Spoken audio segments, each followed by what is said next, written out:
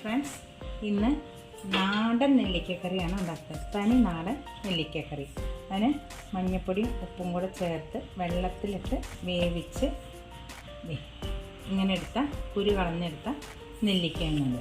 പിന്നെ കുറച്ച് മുളക് പൊടിയുടെ കണക്കൊന്നും പറയുന്നില്ല. ഈ നെല്ലിക്ക ഇതൊരു 1.25 കിലോ നെല്ലിക്ക ഉണ്ടാവും. 1.25 കിലോ നെല്ലിക്കയാണ്. അതിന് പാകത്തിന് മുളക് പൊടി, കായപ്പൊടി, ഉലുവപ്പൊടി ഇത്രയും മാത്രം മതി. അപ്പോൾ ഞാനൊരു ഉരുളി അടുപ്പത്ത് വെച്ചിട്ടുണ്ട്.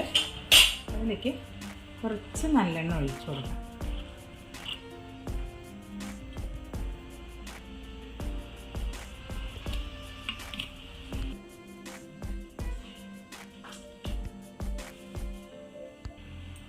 അത് മുളക് പൊടി ചേർത്ത് കൊടുക്കാം.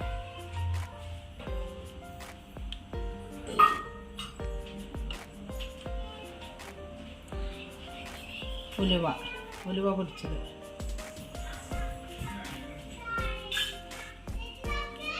കായം കുറച്ച് കൂടിയിരുന്നോട്ടെ. കായത്തിൻ്റെ രുചി മുന്നിട്ട് നിൽക്കണം.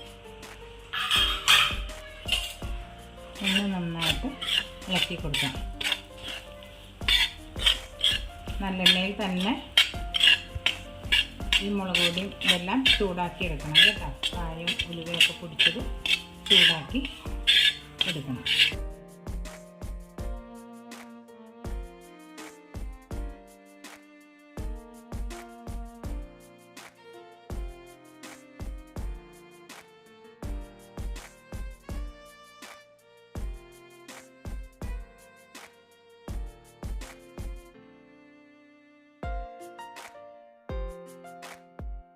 മുളക് പൊടിയുടെ പച്ച സ്വാദം പോകാൻ വേണ്ടി മാത്രമാണ് ഈ മുളക് പൊടി ചൂടാക്കുന്നത്. നമുക്ക് നെല്ലിക്ക ചേർത്ത് കൊടുക്കാം.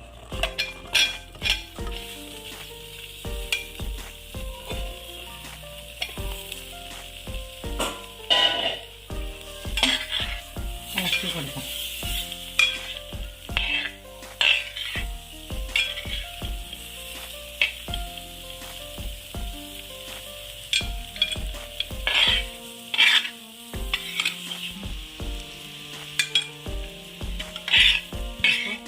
ഈ നെല്ലിക്ക ഇതുപോലെ വരട്ടിയെടുത്തിട്ട് നമുക്ക് ഉപയോഗിക്കാം. അപ്പോൾ ചിലർക്ക് എങ്ങനെയാ വെച്ചാൽ നെല്ലിക്ക കറി എന്ന് വെച്ചാൽ അതിനകത്ത് അല്പം വെള്ളമായിട്ടുള്ളത്, കുഴമ്പൻ രൂപത്തിലുള്ളത് വേണം. അപ്പോൾ ഇത് ഇങ്ങനെ തന്നെ ഉപയോഗിച്ചാലും വളരെ നല്ലതാണ്. ഞാനിപ്പോൾ ഇതിൽ ഒരല്പം തിളപ്പിച്ചാറിയ വെള്ളം, ഉപ്പിട്ട് തിളപ്പിച്ചാറിയ വെള്ളമാണ് അത് ഒഴിക്കേണ്ടത്.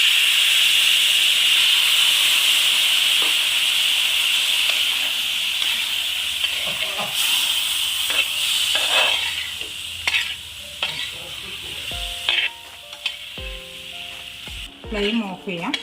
ഇപ്പോൾ അല്പം ഉപ്പിട്ട് തിളപ്പിച്ച് ആറിയ വെള്ളം ഞാൻ ഒഴിച്ചു. അപ്പോൾ അതിൻ്റെ സ്ട്രക്ചർ തന്നെ മാറി വരും. നോക്കൂ, നല്ലൊരു കുഴമ്പല്ലേ. ആദ്യത്തെ പോലെ വരട്ടിയെടുത്ത പോലെയല്ല.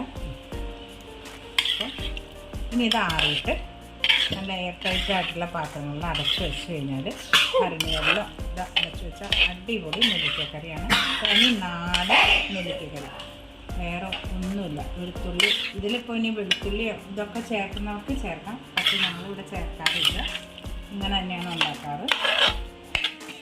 പഴയ അമ്മമാരുണ്ടാക്കുന്ന ആ നെല്ലിക്ക അച്ചാർ. അപ്പോൾ എല്ലാവരും ഒന്ന് ഉണ്ടാക്കി നോക്കൂട്ടോ. അങ്ങനെ നല്ല രുചിയായിട്ടാണ്.